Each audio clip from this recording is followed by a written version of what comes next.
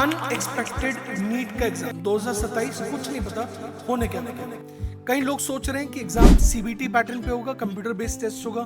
कुछ लोग बोल रहे हैं ऑफलाइन ही होगा और एग्जाम वैसा ही मुश्किल होगा या एग्जाम इजी होगा। तो अल्टीमेटली भाई कुछ पता नहीं होने वाला क्या है। अगर मैं बोलूं कि सीबीटी एग्जाम होगा तो जैसा जेईई मेंस में होता है एग्जाम, लगभग 6 से 7 दिन एग्जाम होता है, मॉर्निंग शिफ्ट और इवनिंग शिफ्ट होता है। तो अगर सीबीटी पैटर्न पे होगा तो हमारे पास लगभग 10 दिन एग्जाम होगा, मॉर्निंग और इवनिंग शिफ्ट मिला के लगभग 20 टेस्ट होगा। जैसे जेईई मेंस में होता है एग्जाम, वो इजी भी होता है और डिफिकल्ट भी एग्जाम होता है और मॉडरेट भी एग्जाम होता है। तो मान के चलो नीट में भी एवरेज एग्जाम भी होगा, मॉडरेट भी होगा, इजी भी होगा, डिफिकल्ट भी होगा, क्योंकि 2027 में 26 में आपने देखा एग्जाम मुश्किल था। तो भाई करना क्या है? करना ये है कि पहली बात आपको तैयारी जो करना है, आपको बेस्ट की तैयारी करना जरूरी है, क्योंकि क्या पता अगली बार एग्जाम फिर दोबारा से जैसा 2026 का जो रीनीट एग्जाम था, फिजिक्स डिफिकल्ट आया, तो फिर दोबारा से एग्जाम अगले साल मुश्किल हो सकता है। तो आपको तैयारी किसकी करनी? आपको तैयारी तो बेस्ट की ही तैयारी करनी पड़ेगी। इजी हो जाए तो अच्छी बात है, बढ़िया बात है करने के लिए। मुश्किल होगा तो तैयारी जो किया आपका अल्टीमेटली एग्जाम क्रैक होना है। अब क्योंकि ऐसा क्यों है? बिकॉज नंबर ऑफ सीट्स बढ़ रही हैं। पिछले साल में हमारे पास करीब 64,000 बच्चे दिया था। इस साल एक्सपेक्टेड है कि 70,000 बच्चे एग्जाम देंगे। तो गवर्नमेंट सीटें बढ़ रही हैं, लेकिन साथ साथ कंपटीशन भी तो बढ़ रहा है यार, बच्चे तैयारी भी तो कर रहे हैं। तो आपको एग्जाम की स्ट्रैटेजी होगी क्या, कैसे करना चाहिए? तो आज ये क्वेश्चन मैं डिस्कस करने वाला हूँ। अगर आपने स्कॉलर्स अकेडमी कभी ज्वाइन नहीं किया तो इसको सब्सक्राइब कर लो, ज्वाइन कर लो, ताकि और स्ट्रैटेजी मैं आपसे शेयर करूँगा। अब इस टाइम पर हमारी क्या स्ट्रैटेजी को इस्तेमाल करेंगे, कौन से बच्चे करेंगे? तो मैं पहली बात बताऊं, 3 प्रकार के बच्चे हैं। पहला, जो नीट एग्जाम पहली बार अटेम्प्ट करेंगे, जिन्होंने 12th एग्जाम में चल रहा है। दूसरा बच्चा जो पहली बार ड्रॉप कर रहे हैं। तीसरा, जो सेकेंड टाइम ड्रॉप कर रहे हैं। तो पहले मैं बात करता हूं जिन्होंने 12th का एग्जाम दे रहे हैं और फिर नीट का एग्जाम देंगे फर्स्ट अटेम्प्ट, और ड्रॉपर की बात करता हूँ। अब अगर मान लो आप किसी मॉक टेस्ट पे या कोई सेल्फ स्टडी पे डाल करके कोई भी कोचिंग में ज्वाइन करके आपका टेस्ट आ रहा है और मार्क्स आ रहे हैं 200 से 300 नंबर आ रहे हैं, मान के समझिए 200 से 300 नंबर आ रहे हैं, तो एक बार समझो कि फिजिक्स, केमिस्ट्री, जूलॉजी, बॉटनी में सब जगह आपको कुछ कमी की दिक्कत है। आपको सबके मार्क्स को आपको बढ़ाना है, क्योंकि एटलीस्ट मिनिमम 600 के नंबर तो लाने की संभावना मिनिमम है करने के लिए। तो 200-300 को आपको 600 लाना है, तो 300 से 400 नंबर बढ़ाना। और ये बात कोई छोटा काम नहीं है, बहुत बड़ा मुश्किल काम है, इसमें बहुत बड़ा गैप है। You have to improve that marks. अब वो मार्क्स कैसे करोगे? यानी आपकी कमी फिजिक्स में भी है, केमिस्ट्री में भी है, जूलॉजी में भी है, बॉटनी में भी है। तो पहली बात, प्रॉपर तरीके से क्लास करो।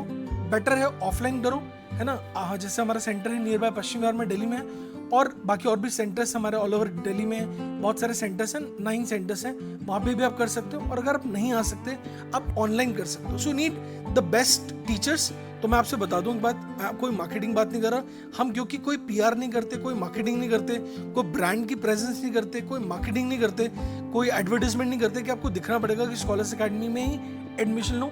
लेकिन सच में जो बेस्ट टीचर्स हैं जो आप पढ़ाते हैं, वो टॉप एक्सपीरियंस के टीचर्स हैं। मैं बता रहा हूँ 18 साल के एक्सपीरियंस के टीचर्स हैं जो पढ़ा रहे हैं। आप उनकी क्लास करो, डेमो क्लास करो, आपको समझ में आएगा उन टीचर्स का लेवल क्या है। ठीक है, तो वो जो पढ़ाएंगे आपको फंडामेंटल से पढ़ाएंगे टिल हाईएस्ट लेवल जाएंगे। आपको सब कुछ पढ़ना पड़ेगा, बिकॉज आपको गैप बहुत बड़ा है, उस गैप को फिल करना है, राइट। ये वो बच्चे हैं जो 200 से 300 नंबर करना, वो बहुत जरूरी है, क्योंकि आपके पास टाइम है करीब 8 से 10 महीने। इन 8 से 10 महीने आपको काम है जो बहुत बड़ा काम है। It's not a small things. जो बच्चे 300 से 400 नंबर ला रहे हैं, इसका मतलब उनको कुछ चीज आती है। प्रोबेबिलिटी मेन प्रॉब्लम की बायोलॉजी आता होगा, लेकिन फिजिक्स, केमिस्ट्री उसका वीक है। तो भाई फिजिक्स, केमिस्ट्री तो आपको बैठ करके प्रॉपर तरीके से क्लास करना पड़ेगा। आप ऑफलाइन या ऑनलाइन क्लास कर सकते हैं, उस बैच को बोलते हैं मिशन बैच। ठीक है, मैंने बताया वो ऑफलाइन या ऑनलाइन कर सकते हैं। ऑफलाइन के लिए हमारे पास कई सेंटर्स ऑल ओवर में इंडिया में, और ऑनलाइन आप दिल्ली में सेंटर से आप ऑनलाइन कर सकते हो। अब उसमें जो बायोलॉजी है, बायोलॉजी में रिकॉर्डेड क्लास होगी। उस रिकॉर्डेड क्लास को आप 1.5 या 2x स्पीड पे आप देख सकते हो करने के लिए बायोलॉजी कर सकते हैं। बायोलॉजी में कुछ टॉपिक्स होंगे, मान लो ह्यूमन रिप्रोडक्शन, जैसे मान लो आपका टॉपिक है वीक है, उसको आपने ऑनलाइन कर दिया। कुछ टॉपिक्स आपको अच्छे आते हैं, उसको खाली रिकॉर्डेड देख करके स्पीड पे देख लिया करके। लेकिन साथ साथ आपको मॉड्यूल के क्वेश्चंस करना जरूरी है, यानी प्रैक्टिस करना तो बहुत जरूरी है ना। करना आपने पढ़ लिया, प्रैक्टिस करोगे तभी पता चलेगा करने के लिए, तभी इंप्रूव करेगा करने के लिए। अच्छा, अब क्या होता है, कोई बच्चे सोचते हैं कि मैंने पढ़ लिया, अब मैं सीधा PYQ करूं। उसके लिए मैं आपसे बोलूंगा बिल्कुल गलत चीज है।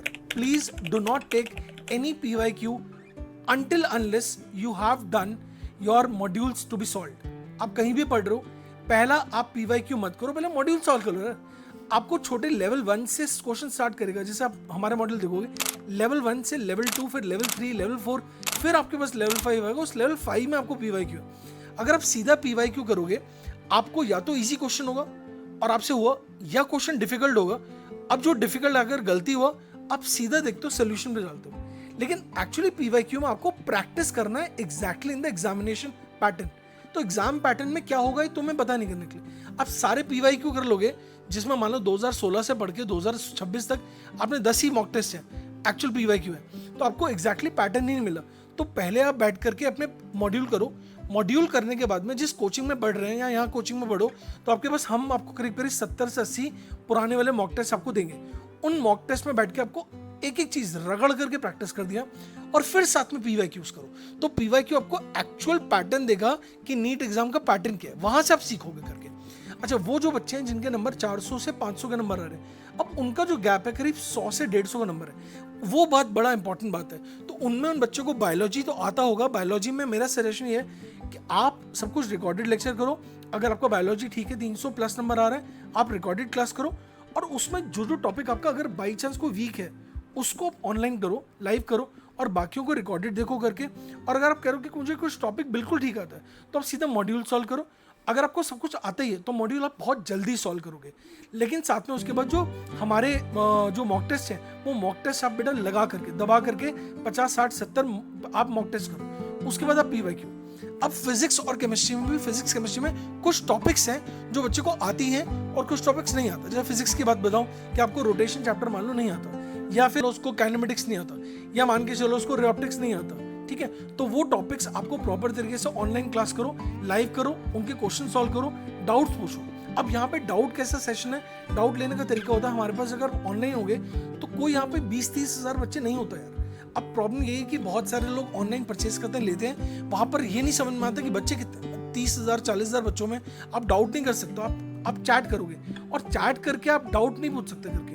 हमारी जो क्लास होती है वहाँ पे 12 से 15 बच्चे हैं, और वो ऑनलाइन है, और वो आप क्लास को अनम्यूट करके बोलोगे कि सर मेरे को डाउट है, उसको सॉल्व कर दो, तो उसमें आप क्लास कर सकते हो, मिशन बैच में कर सकते हो। बाकी जो केमिस्ट्री में आपको आता है वो भी बढ़िया बात है। आप दबा करके मॉक टेस्ट करो। मॉक टेस्ट के जो डाउट्स हैं, उन डाउट्स में टीचर से कोशिश करो 1-to-1 पूछो या ऑफलाइन करो, क्योंकि हर बच्चे का ना अपनी अपनी प्रॉब्लम है। अगर एक बच्चा है उसकी प्रॉब्लम अलग है, एक बच्चे की प्रॉब्लम अलग है, उनको सॉल्व अलग अलग करना जरूरी है। जब तक आप सॉल्व नहीं करोगे भाई, रिजल्ट नहीं आएगा, जो मर्जी कर लो। तो मैं आपको यही चीज बोलूंगा, इससे प्रोबेबिलिटी बढ़ती है, आप नीट एग्जाम कर सकते हो। कोई भी प्रॉब्लम हो, आप नंबर मेंशन है उसको कॉल करो, will definitely help you. Thank you बेटा, गॉड ब्लेस यू।